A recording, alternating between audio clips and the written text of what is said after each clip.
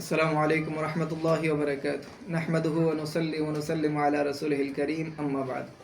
পবিত্র মাহে রমজানের অন্যতম গুরুত্বপূর্ণ একটি আমল হলো ইতিকাফ। ইতিকাফ শব্দের অর্থ নিজেকে বিরত রাখা, আবদ্ধ রাখা, নির্দিষ্ট স্থানে অবস্থান করা। আল্লাহ পাকের সন্তুষ্টির নিয়তে আল্লাহর নৈকট্য অর্জনের উদ্দেশ্যে পুরুষ রমজানের শেষ দশকে মসজিদে অবস্থান করা এবং মহিলাদের জন্য নির্দিষ্ট একটি স্থানে অবস্থান করাকে ইতিকাফ বলে। আল্লাহ নবী সাল্লাল্লাহু আলাইহি সাল্লাম সারা জীবন ইতিকাফ করতেন। আল্লাহ নবী উম্মতকেও ইতিকাফ থাকার জন্য, ইতিকাফ করার জন্য নির্দেশনা সাহায্যে উৎসাহ প্রদান করেছেন। আল্লাহ নবী সাল্লাল্লাহু আলাইহি সাল্লাম ইরশাদ করেন, মান ইআতাকাফা আশরান ফি রমাদানা কানা কাহাজ্জাতাইনি ওয়া উমরাতাইন। আল্লাহ নবী বলেন, যে ব্যক্তি রমজান মাসের শেষ 10 দিবসে ইতিকাফ করবে সে দুটি হজের এবং দুটি উমরার সওয়াব পাবে। সুবহানাল্লাহ।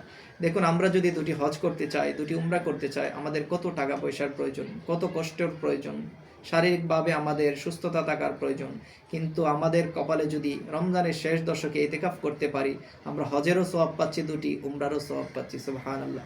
আল্লাহ নবী সাল্লাল্লাহু আলাইহি সাল্লাম অন্য হাদিসে ইরশাদ করেন, মান ইআতাকাফা ইয়াওমান ইবতিগাআ ওয়াজহিল্লাহি জাআলাল্লাহু বাইনাহু ওয়া বাইনান নারি সালাসা খানাদিক। যে ব্যক্তি আল্লাহর সন্তুষ্টির নিয়তে আল্লাহকে পাওয়ার উদ্দেশ্যে একদিনও ইতিকাফ করলো, আল্লাহ তার মাঝে আর জাহান্নামের মাঝে 3টি খন্দকের দূরত্ব সৃষ্টি করে দিবেন। আর প্রত্যেকটি খন্দকের দূরত্ব হলো পূর্ব থেকে পশ্চিম সীমান্ত পর্যন্ত, তার চেয়েও আরো বেশি। সুবহানাল্লাহ। দেখুন, আমরা যদি ইতিকাফ করি, আল্লাহ আমাদেরকে জাহান্নাম থেকে অনেক দূরে সরিয়ে রাখবেন, অর্থাৎ আমাদেরকে জান্নাত প্রদান করবেন, জাহান্নাম থেকে দূরে রাখবেন। আল্লাহ নবী সাল্লাল্লাহু আলাইহি সাল্লাম ইতিকাফের জন্য আমাদেরকে এমনি এমনি উৎসাহিত করেন নাই। ইতিকাফের সবচেয়ে গুরুত্বপূর্ণ আরেকটি ফজিলত হলো, যে ব্যক্তি ইতিকাফ করে সে অবশ্যই লাইলাতুল কদর পেয়ে যায়। সুবহানাল্লাহ। রমজান মাসের শেষ দশকে বেজুর রাতে আমাদেরকে লাইলাতুল কদর তালাশ করার জন্য আল্লাহ নবী নির্দেশনা দিয়েছেন।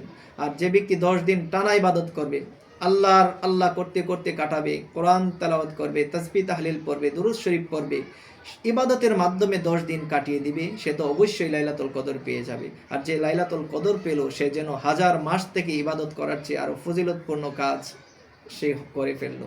অর্থাৎ এক রাত ইবাদত করা 1000 মাস থেকে উত্তম। সুবহানাল্লাহ। এই জন্য আল্লাহ যেন আমাদেরকে লাইলাতুল কদর পাওয়ার এবং যাদের সামর্থ্য রয়েছে, সুযোগ রয়েছে রমজানের শেষ দশকে ইতিকাফ করার, আল্লাহ যেন আমাদেরকে তৌফিক দান করেন, আমরা যেন করতে পারি, সেই তৌফিক আল্লাহর দরবারে কামনা করে আজকে এই পর্যন্ত। মা আলাইনা ইল্লাল বালাগ। আসসালামু আলাইকুম ওয়া রাহমাতুল্লাহি ওয়া বারাকাতুহু।